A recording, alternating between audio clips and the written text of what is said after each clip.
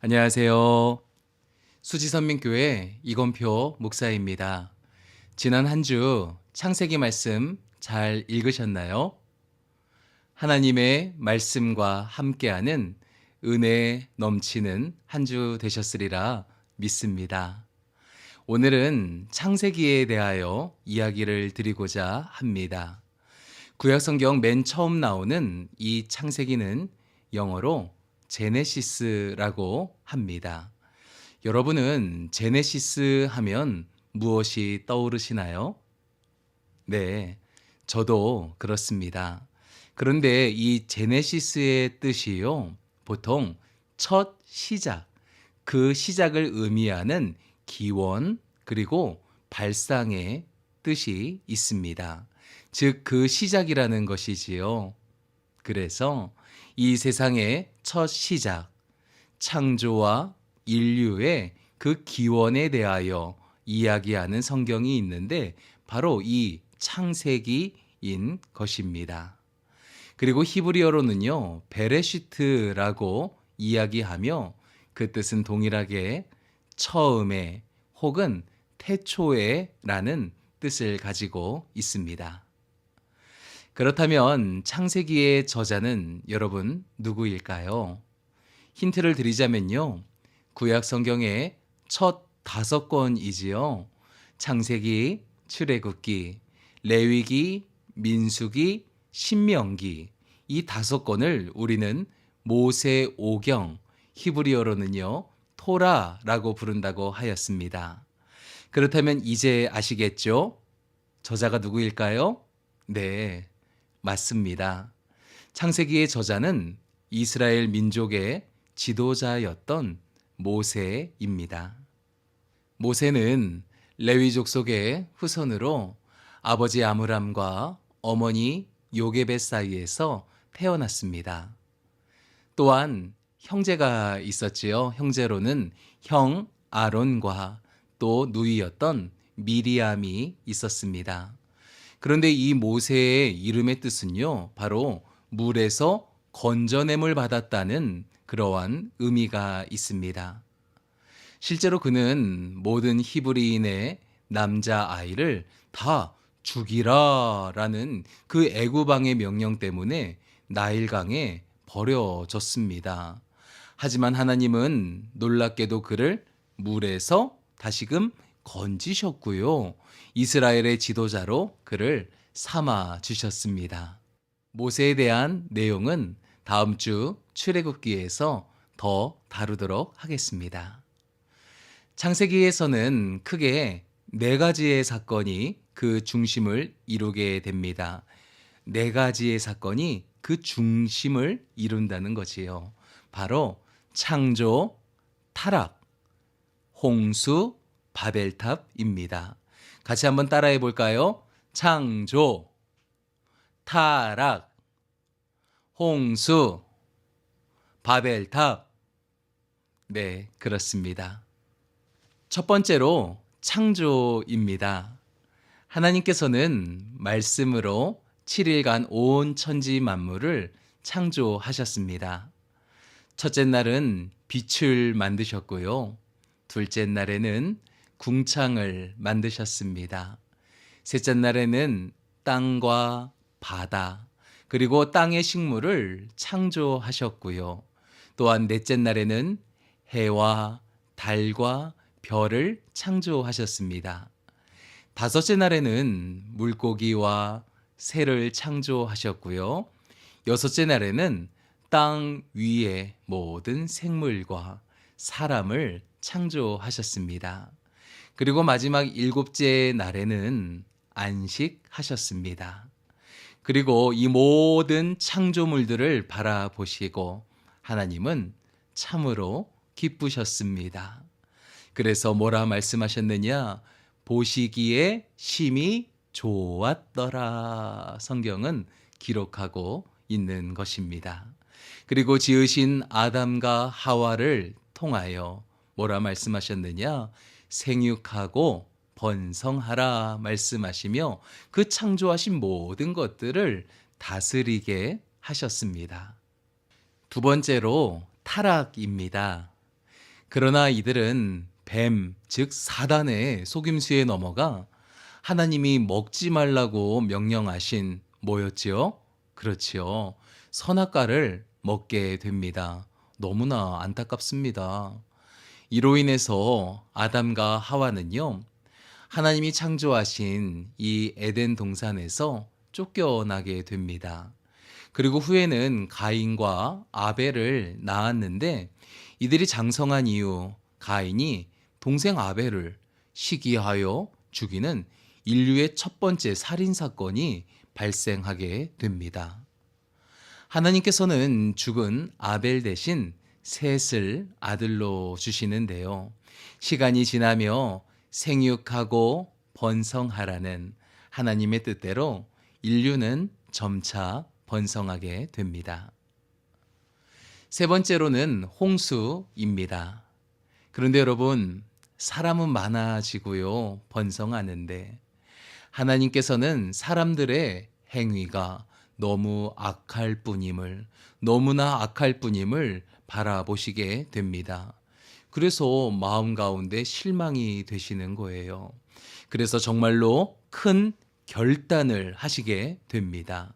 바로 당시 하나님 앞에서 의롭다 인정받던 노아와 또한 그 가족을 제외하고는요, 모든 인류를 물로 홍수로, 즉 심판하시게 되었던 것입니다. 네 번째로는 바벨탑입니다. 이제 홍수 심판 후 살아남은 노아와 또한 그 가족을 통해서 인류는 다시금 번성하기 시작했습니다. 그런데 사람은요, 참 말을 안 듣는 것 같아요. 하나님의 말씀대로 잘 살면, 순종하고 살면 얼마나 여러분 좋겠습니까? 그러나 사람들은 그 수가 많아지고 번성하며 교만해지기 시작합니다. 그래서 우리가 하나님보다 더 높아지자, 우리가 무엇을 짓자 이야기 그들은 합니까? 맞습니다. 바로 바벨탑을 짓자고 그들은 이야기하고 그 바벨탑을 짓기 시작하는 거지요. 그래서 이번에는 하나였던 그들의 언어를 하나님께서는요, 나누시고 혼잡하게 하신 것입니다. 이것이 창세기에 나오는 네 가지 중심 사건이었습니다. 그렇다면 창세기에 나오는 네 명의 이제 중요한 사람에 대하여 알아보겠는데요. 이 창세기의 말씀을 이끌어가는 중요한 사람들이 있습니다. 창세기의 말씀을 이끌어가는 중요한 네 명의 족장, 네 명의 사람이 여러분 나오게 됩니다. 감이 오시나요? 누구일까요? 첫 번째로는 아브라함입니다. 그리고 이삭, 그리고 야곱과 요셉이지요. 하나님은 이 네 명의 족장들을 통하여 하나님의 나라가 어떻게 세워져 가는가를 우리에게 말씀하고 계십니다. 첫 번째로는 아브라함입니다. 하나님은 아브라함을 부르시어 그를 열국의 아버지가 되게 하시겠다고 약속하셨습니다. 우리 하나님은요, 참 낭만적이신 것 같아요. 아브라함을 바깥으로 데리고 나가시더니 뭐라 말씀하세요? 저 수많은 별들을 봐. 내가 너희 후손을 저 별처럼 많게 할 거야. 이야기하십니다. 그런데 사실 아브라함은요, 하나님의 말씀을 이해할 수 없었습니다. 왜냐하면 그에게 자식이 없었기 때문입니다. 아니, 하나님 자식도 주지 않으시고 저 별처럼 후손을 주시겠다고요? 그는 생각했을지 모릅니다. 하지만 그는 물론 실수도 있었지만 늘 하나님과 동행하며 그 말씀에 순종함으로 그 약속들을 이루어 나갔고요. 마침내 100세의 아들 이삭을 얻게 됩니다. 두 번째로는 이삭입니다. 이삭은 아브라함이 하나님의 약속대로 100세에 얻게 된 아들이지요.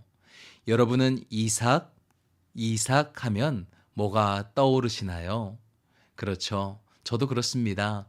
모리아 산에 제물로 바쳐졌던 그 아들이 바로 이삭입니다. 아버지 아브라함이 하나님 앞에서 어떻게 믿음으로 반응하는지 두 눈으로 똑똑히 보았던 아들이었습니다. 그런데 이삭은요, 성경을 보면 성품이 참 온유했다고 합니다. 목축업을 하였고요. 또한 평온한 삶을 살았습니다. 그리고 그는 그의 아내 리브가와 자녀를 낳게 되는데요. 무려 쌍둥이를 낳게 됩니다. 그게 누구일까요? 맞습니다. 바로 아들 에서와 야곱입니다. 이제 세 번째로 야곱입니다.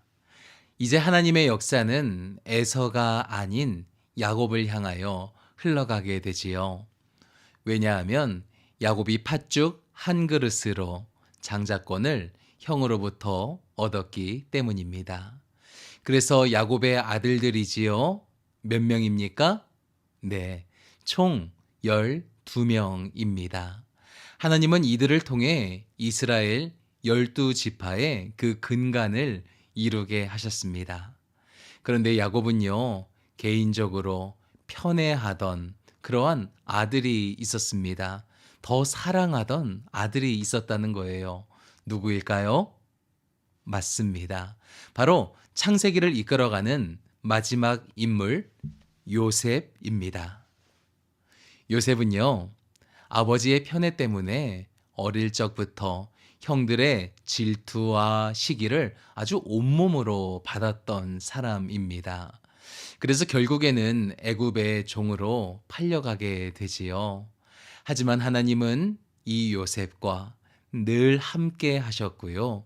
결국에는 애굽의 총리가 되게 됩니다. 당시에는 전 세계적으로 7년의 풍년과 7년의 흉년이 있었습니다. 그런데 지혜로운 요셉은 이 모든 상황을 잘 준비하였고요. 그래서 어려움을 이겨낼 수 있었으며 헤어졌던 아버지 야곱과 또한 그의 형제들을 다시금 감동적으로 만나게 됩니다. 그리고 그들은 그곳 애굽 땅에서 행복하게 살게 됩니다. 지금까지 간단한 창세기의 4가지 사건을 보았습니다.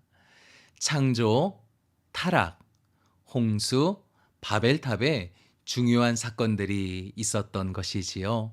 또한 4명의 중요한 사람들을 우리는 보았습니다. 바로 아브라함과 이삭, 그리고 야곱과 요셉에 대하여 간단히 알아보았습니다. 우리 하나님은요, 이렇게 큰 그림 안에서 창조의 첫 시작을 하셨고요. 또한 믿음의 사람들이었지요. 이 믿음의 사람들을 통하여 하나님의 나라를 굳건히 세워 가셨습니다.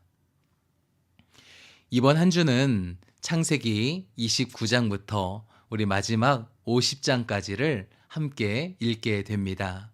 오늘 말씀드린 창세기를 이끌어가는 4가지의 사건과 4명의 사람들을 통하여 하나님이 어떻게 일하셨는지 말씀을 통하여 큰 은혜 받는 한 주 되시기를 바랍니다.